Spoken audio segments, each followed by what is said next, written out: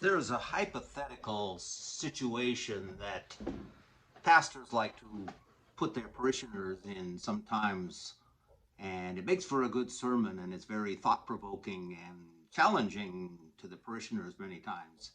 And it's the question, if you were put on trial for being a Christian, would there be enough evidence to convict you? And of course, it stops people in their tracks. Makes people examine themselves, and it's good. It's a rhetorical message, and it's good for taking stock of where you stand in your spiritual life. Not exactly uh, a perfect measure of what it is to be a Christian, because Christ tells us many times to do things in secret that are not seen by other people. But nonetheless, it is a good question to ask ourselves from time to time.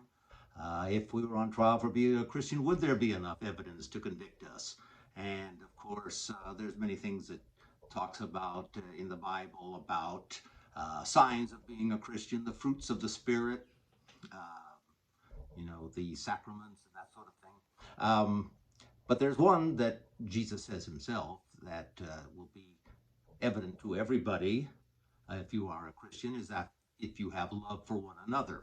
And of course, that is a difficult issue in today's church today, because there's so many factions, there's so many denominations, there's so many different doctrines that disunity has come in for a very long time, since probably the first century. It's been a problem, and it's not the real gospel. It's not the real evidence that we're supposed to present to the world.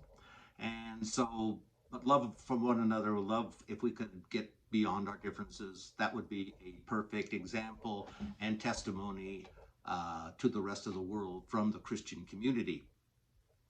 Um, Now, today's message we call Anchored in Joy and Peace. And the reason is that joy and peace are so absolutely difficult to attain in our world today. And but joy and peace are certainly not only fruits of the Spirit, they are evidence of our spirituality to the rest of the world, our commitment to Christ. And not only that, they're absolutely essential to prepare ourselves to get through the last days of the last days, you might say, when everybody is under such stress, and these things need to be cultivated more than ever before. We have, there's so many things going on that are just so negative and absolutely anti-Christian in every sense. And we have to harken back to the roots all the time. We have to go back to the origins, back to the foundations of our faith, and remember what Jesus said when let not your heart be troubled. Fear not. You cannot, by taking thought, add 1 cubit to your stature. So we can't think our way out of this sort of thing. We have to have this deep inner peace, and keep that in mind consistently, because the world will never have peace, even though they go about as if they have peace, and they're very confident, they're very arrogant and prideful, and they strut around like they have all the answers and all the solutions, and they're just on top of the world. Even though they do that, there's hidden drama, there's hidden problems in every person's life, when they're outside the church, and things that are go unresolved, and cause terrible conflict. And of course, they do a very good job of hiding that from the world, because that's where the stage is set. That's the play of life. We keep up appearances, to use the name of an old TV show. It's all about impressing other people, all about our stature in society, and how others view us. So that's the problem there. So we're going to talk today about happiness, and we're going to talk about what causes real joy and what causes real peace, because they're both in very short supply and heavily disputed. And the real thing, unfortunately, is very scarce and needed absolutely more than ever before. Now, first, I'd like to just begin by discussing what what the Jewish tradition considers happy. Some examples of that. There are a number of instances in the Old Testament where the psalmist may talk about happy is the man who has his quiver full of children.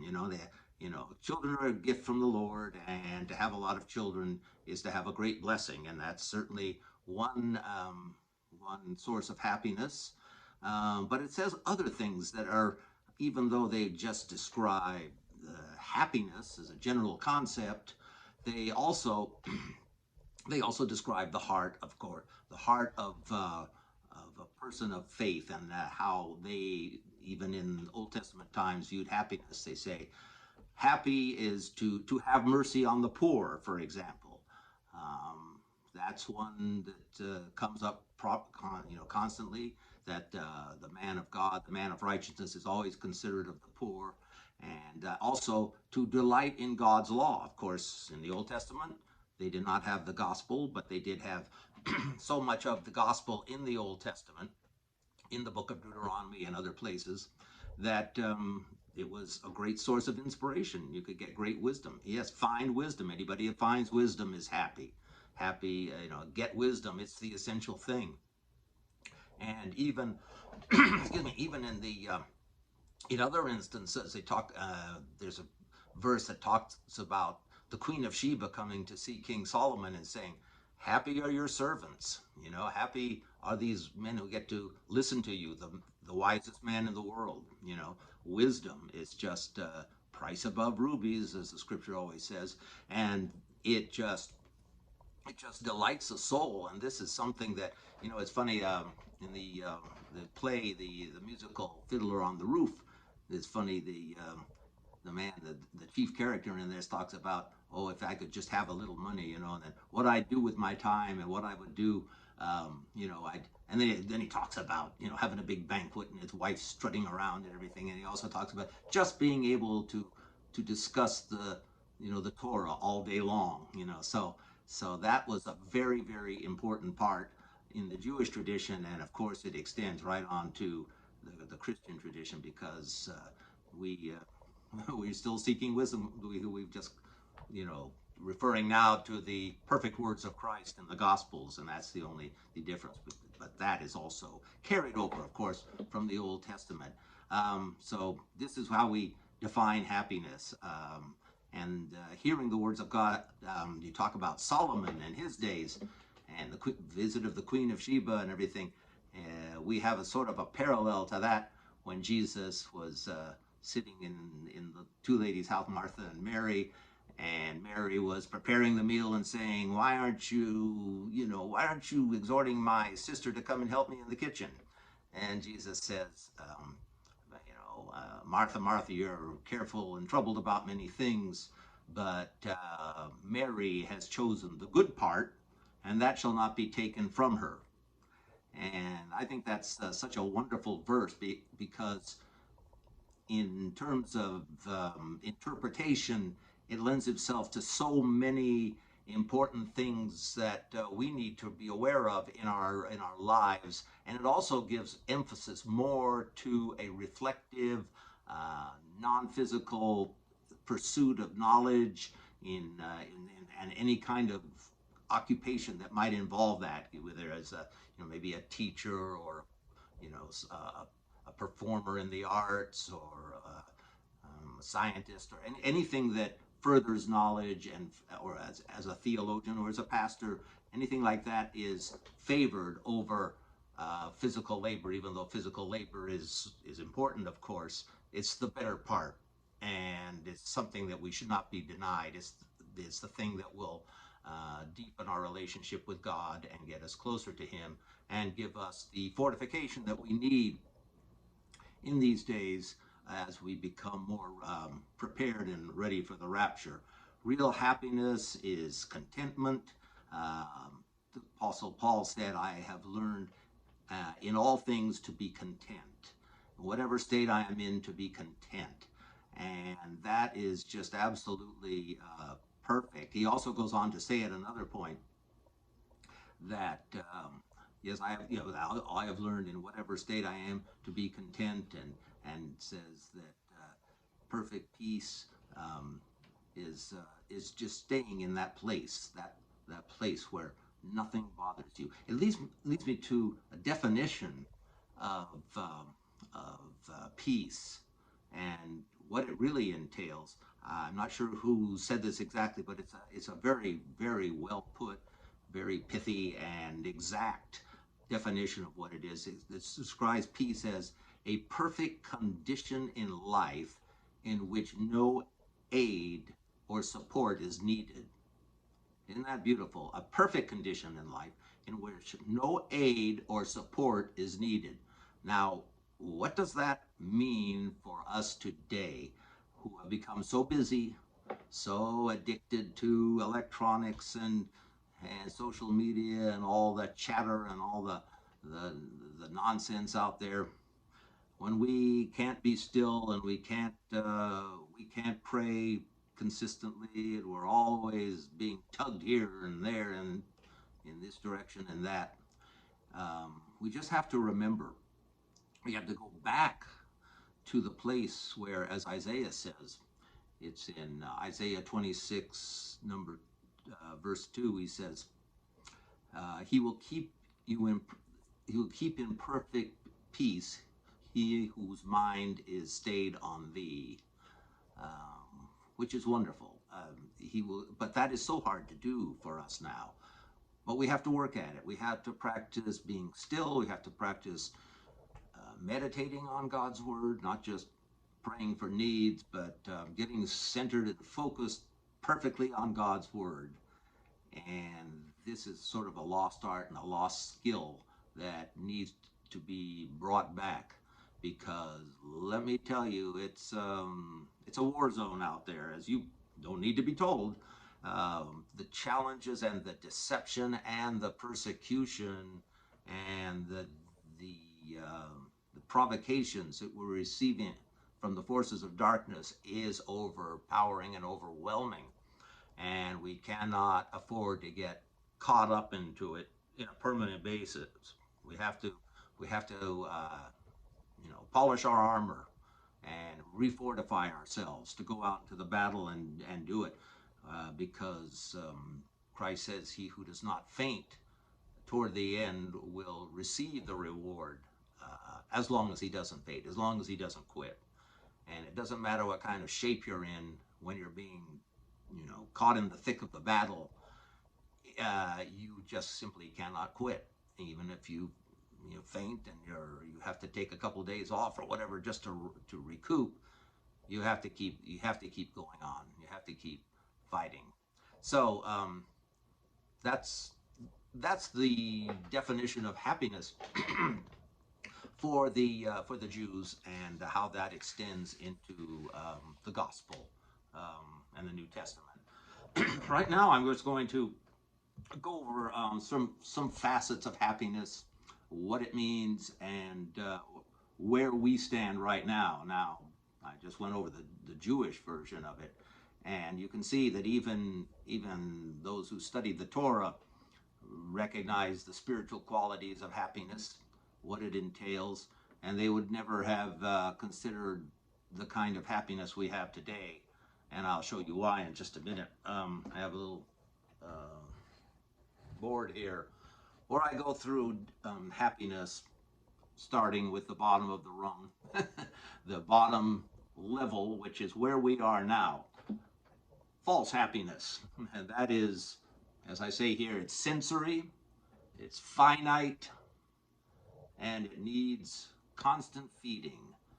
Now, you know what I mean. We seem to think that we'll be happy as long as we have a steady stream of sensory experiences, fun, events, going out to parties, going to amusement parks, going to, one activity after another. Nothing wrong with that in itself. We all need a break. We all need to go, just unwind and kind of kick back and celebrate a little bit. That's all part of enjoying God's creation. But when it's all this, nothing but sensory overload, as I should say, and dependent on repetition of the, one experience after another, it becomes after a while unfulfilling, and we will, we'll maybe seek greater thrills, greater highs, and then we'll be, let down. We'll be liable to fall into depression when everything isn't going as great as it always was. So that is our very, very shallow version of what happiness is. And I notice that kind of happiness, which you see right now, also has other distinct qualities. It is, for one, it's lacking in gratitude, humility. These are qualities that, as children of God, we always have to bring to um, to His throne when we receive gifts of His. We should always be thankful. We should always be humble. We should always reverence Him and recognize His greatness, and He as the author and giver of all good that is in the world. Have to have humility, have to have gratitude. I've noticed that there is one trait that I notice people doing now these days that is so self-serving, so prideful and arrogant, and in sort of a show-off uh, kind of attitude in it. And that's the way people go around and they take them pictures of themselves in front of a place, some place they may visit on their bucket list or at an event of some kind, and they take their selfie and they go from one to another. They spread it out on social media, and it's all me, me, me. Look at me. And it's all designed to engender social status more than anything. They are not really living in the moment. They are not partaking of this beautiful creation that God gave us. They are not thankful. So it the motive is everything, as I've said before. Christ said the motive is more important than anything, and whenever he dealt with the Pharisees, that was his message. So it's very, very important to always receive things in the right way, not in an arrogant, narcissistic way, not always out there to puff yourself up. And as I said before, uh, Jewish happiness, having mercy on the poor, delighting in God's law, finding wisdom. Joy is an inner peace. Joy is all inner. And as I said in that definition, it does not need any other things, because people in our day, they think that, the party is never going to end no matter what. They think they'll be able to dodge the last days and the terrors of the last days forever, because the party will never end. They really do believe that. And we as believers, preparing for the last days, preparing for the rapture, we definitely know better, and we are much more in tune with what is going on below the surface, which is what God requires us to do, to exercise discernment and knowledge and get to the bottom of every situation. So, to be like Paul and to be content in whatever situation we are in is an extremely, extremely important and valuable skill. So, and we'll see you through anything. How do you do that? How do you find yourself content and satisfied with not having stimulation of all kinds of entertainment? There are many sources. There are many sources. Our prayer life, our studying of the Word, our studying of great books of literature, of learning history, anything that leads us to understand what God is and what his role in history is very vital. And there's so many other things we can do. I mean, anything that gives you joy, anything that gives you peace, anything that expresses what is real in life, what is perfect in life, and has provided comfort and assurance in the past that we remember. It can be childhood memories, it can be nostalgia, It can be experiences with other people, friendships. It can be anything that brings back permanence and comforts you. And if you're like me or like a lot of people, you find that you just simply cannot go, you know, bathing in all the media garbage day after day without taking a serious break once in a while. And that's very, very important. We need to be kind to ourselves in that. We shouldn't, you know, always be throwing ourselves out there into the thick of the battle and being, you know, torn to pieces by the culture and the culture wars. It's just not worth it. That is not our reality because we're not a, you know, we're not citizens of this world, of Satan's world. This is a temporary stop on the way to glory, and we have to realize that. So I also want to point out that this is not just a matter of positive thinking. And here's the main difference. Positive thinking, the kind you see in these kind of motivational preachers and motivational speakers like Anthony Robbins and people like that, you know, they pump you up to go into the business world. They pump you up to kind of convince you that things aren't as they are. No, this is not talking yourself a good game into you know, thinking positive thoughts. This is actually replacing God's thoughts, rather replacing Satan's temptations and evil influences and thoughts with God's thoughts. It's chasing out the darkness with the light.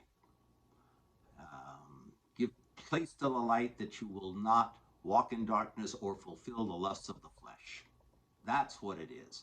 Now, if you need coaching in doing this, if you have ideas on doing this, I'd be glad to know and I'd be glad to suggest things as well because we have to walk in the light because we are children of the light.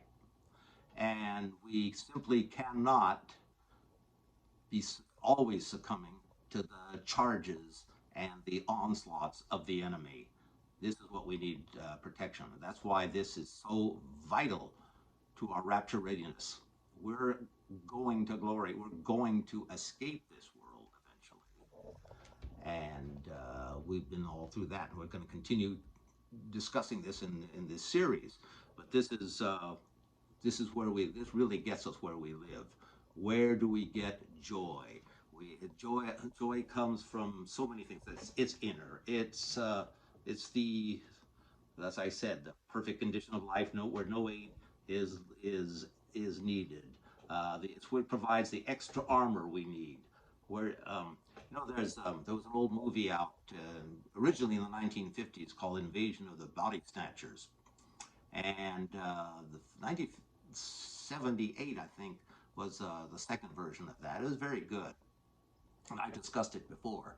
But there was another one just called Body Snatchers, I think, and it's like when these robots, these pod people have taken over the earth. One of them is chasing down the last holdouts, you know, like the last, well, and I used the analogy of the Christians in the world today. And, you know, they chase down the last holdout and they say, uh, where are you going to go? He says, where are you going to go? What you going to do? There's no one left in the world like you. You know, and it was like the last chilling scene almost of the movie. And that's sort of where we are now because with AI and robotics and everything trying to infiltrate everything, we know that artificial intelligence and artificial uh, thought processes are going to be absolutely, of course, conform to the Antichrist system. And certainly we're not going to be able to partake of that. We're going to be gone, but it will mimic in a large degree the you know the thought processes we all have. It will seem to be benevolent, I suppose. It will seem to be very caring and loving in some way, but we know what it is, and so that's what we're up against. We're up against automatons, sort of well, I won't say the Nephilim, but we're we're talking about demonic forces, working through people. And we can see that everywhere we go anyway. So the answer, so what do we do? What are you going to do? No one left on earth like you. Answer the rapture, seek the blessed hope, seek support, feed your soul, seek beauty. You know, art and beauty are very much underrated as far as, you know, food for the mind and the spirit. We, you know, we give place to them, but we don't always feed ourselves with their influence, and it's really something that is very sad. Just learn to appreciate anything that is divine in nature. You know, a sense of humor, like I said before, it's not only a good idea, it's absolutely essential. And God has a perfect sense of humor. Seek to find God's sense of humor. You do so much for your health, and people act like, well, sense of humor, that's just, that's personal. That's kind of, that can be, you know, secular, worldly, and all that. It can be, of course. There's some really bad comedians and performers out there that are just a waste of time and project nothing but a very, very worldly, secular view. But then there is real humor and there's real life, and a good belly laugh is always a good cleanser of the spirit and is very vital, as well as great, you know, studying great works of art and appreciating fine music and writing and everything. You know, God wants us. There's nothing wrong with having the good life as long as you approach it with the virtues of, you know, humility and gratitude. You've got to recognize the source. You got to know. So I just like to end by quoting from the great book of Philippians. Now, this is sort of a call from Paul back to real elemental and original Christianity. He's bringing these people back. They were a pretty good church, the Philippians, and he was very close to them. But he really wanted them to come back to the nuts and bolts and the real uh, meaning and meat of Christianity. I just like to end by quoting a couple of my very favorite verses from that, and they are in Philippians 4, 7, and 8. Let me just read that real quickly. They're so encouraging. He says, and the peace of God, when we talk about peace, by the way, this is this is really, this is, first off, let me just say that this peace is a much more difficult issue than joy, because peace in many ways is so elusive and is so much used by the enemy. There's a very negative context to the idea of peace in scriptures. It's much more negative. It says, for instance, in Second Thessalonians 6:2, it says, you know, when they say peace and safety, then sudden destruction comes, and talks about false prophets and false teachers promising peace when there is no peace. You know, peace when there is no peace. You've probably heard that one. And then it eventually goes to the Antichrist system itself when he says, by peace he shall deceive many. And we've seen what peace movements have done over the years and how they've only led to more aggression and more terror, and all the dictators in history that have been appeased, Hitler, you know, Stalin, all of them have been, you know, you know, given the bait, given the encouragement by promises of peace. Um, but here, finally, the real definition of peace for the believer is when it says the peace that passes all understanding. So I'll go back to finishing those verses. Like I say, verse 4, 7, and 8, it says, and the peace of God, which passes all understanding, shall keep your hearts and minds through Christ Jesus. Then the final verse. Finally, brethren, whatsoever things are true, whatsoever things are honest, whatsoever things are just, whatsoever things are pure, whatsoever things are lovely, whatsoever things are of good report, if there be any virtue, and if there be any praise, think on these things. So there's such a long list here. Whatever things are just, Jesus was called the Son of God partly because he loved he loved truth and hated he loved justice and hated evil. He loved truth and hated wickedness. I mean, justice should always be at the uppermost of our thoughts, along with love and forgiveness. Whatsoever things are pure, everything just has beautiful character to it. Whatsoever things are lovely, whatsoever things are of good report, good news of any kind, good report is something you can meditate on all day long. You have to, as I said, you're not giving yourself a pep talk and promising positive things to yourself. It's not like that at all. You are replacing ugly things with pure and beautiful things. And by that, you're wiping out the negative in your life. Negativity, you cannot overestimate how destructive that is. Negativity is evil. Not everybody goes around with just, smiling all the time, but those who go around are negative, they don't have the spirit of Christ in them, because peace and joy are the Spirit of Christ. They are components of the fruits of the Spirit. Okay, so if there's any good report, if there's any virtue, if there be any praise, if there's anything really good about all this, because sometimes great things and great motives and great qualities are present in things we don't even recognize.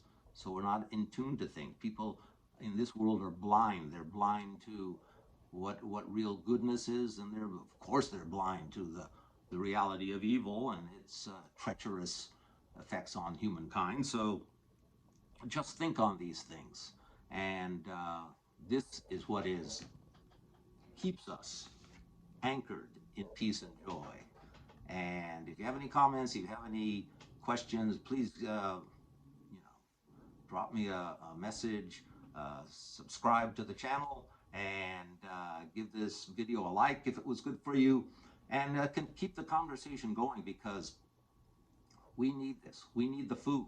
We need the food of the Spirit to invigorate us, to give us hope, to help us to carry on. And we need to take a break if we're ever completely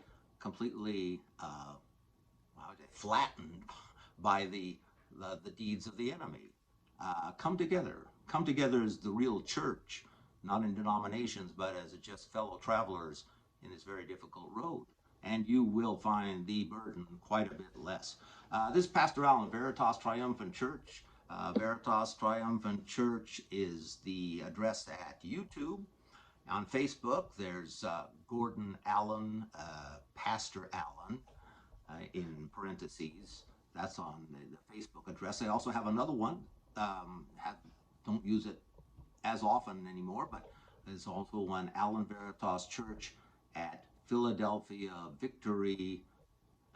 So that, and then there's Veritas Triumphant Church, the website, and you can see what we have there. Drop a comment there. Whatever you do, just stay in touch. We're all in this together, and we need each other, and we need our help from all the brethren in the church. And until next time, we continue the series, Rapture Ready, getting ready, prepared mentally, prepared inwardly, intellectually. All these things are so vital to keep us focused on the path, and to deflate all this negativism, all these attacks, all these distractions, all these distortions, all these evil things, evil traps that the enemy is putting out there all the time. We cannot be defeated, and we will never, ever surrender, and we will not fall on the wayside and not finish the course. We have to finish the course. All have to race. We are all victors in the end. and but we have to finish the course. God bless you all. Pastor Allen of Veritas Triumphant Church. Until next time, we'll see you then.